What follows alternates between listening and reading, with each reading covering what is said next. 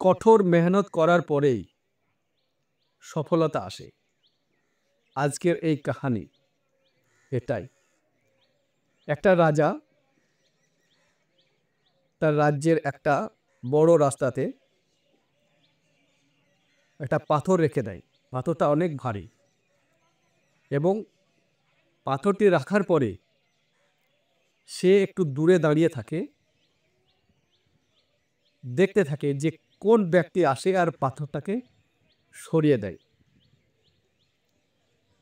কিছুক্ষণ পর দেখলো কয়েকটা ব্যক্তি আসে ও পাথরটির পাশ কাটিয়ে চলে যায়।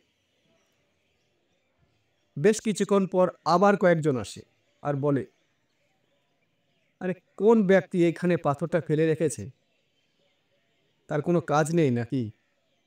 এই বলে তারা চলে যায়। আবার বেশ কিছুক্ষণ পরে আবার কয়েকজন ব্যক্তি আসে আর বলতে থাকে, এই রাজ্যের রাজা কোনো কাজ করে না, রাস্তাতে এত বড় পাথর পড়ে আছে, এই পাথরটাকেও সরিয়ে দিচ্ছে না, মানুষের চলার অসুবিধা হচ্ছে। ওই বলে তারা চলে যায়।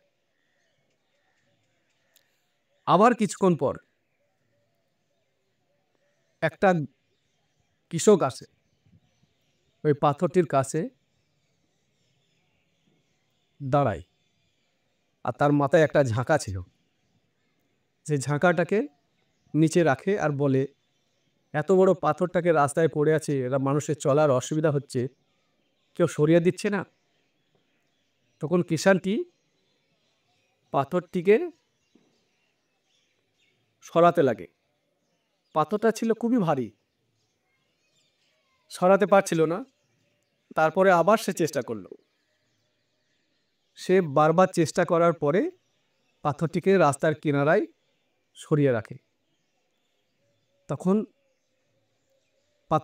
পাথরটিকে সরানোর পরে যখন আসে ঝাঁকাটা নিতে, দেখে যেখানে পাথরটি রাখা ছিল সেখানে একটা থলি রাখা আছে। থলিটা তুলে থলির ভেতরে দেখে কয়েকটা সোনার কয়েন রাখা আছে আর একটা কাগজ রাখা আছে। সে কাগজটা খুলে দেখে লেখা আছে কাগজে যে, আমি তোমার পরীক্ষা নিচ্ছিলাম যে এই পাথরটাকে, এই ভারী পাথরটাকে সরিয়ে, মেহনত করে সরিয়ে সফলতার মজুরি, সফলতার ফল কেমনভাবে তুমি অর্জন করতে পারো।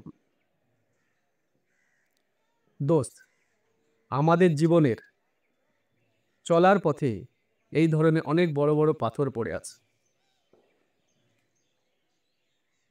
যদি তোমরা ওই পাথরগুলিকে সরিয়ে জীবনে আগে বাড়ার চেষ্টা করছো, তাহলে তো খুব ভালো কথা।